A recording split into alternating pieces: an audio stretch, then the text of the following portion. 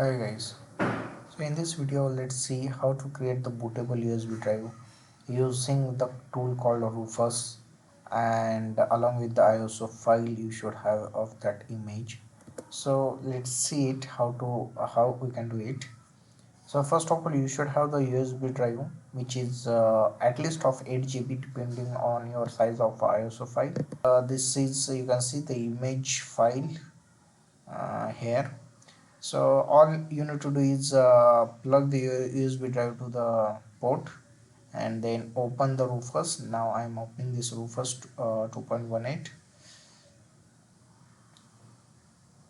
Once it is opened, then you need to depending on your system, file system, all those things, you need to click on this everything, the partition and BIOS setup. Then I think most of the system will be have some NTFS file system, so you can keep it as it is, and then you can check these three boxes. So I'm it's already there by default, so I'm keeping it as it is.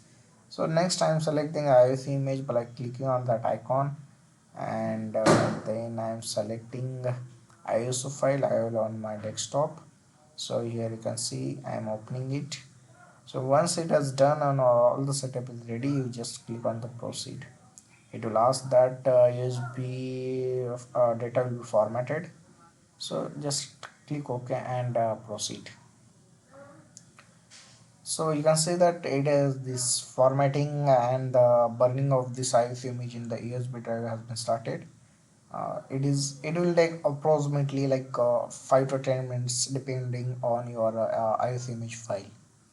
So let's wait till that. So once it is going to complete, you will get this cancel button replaced by close.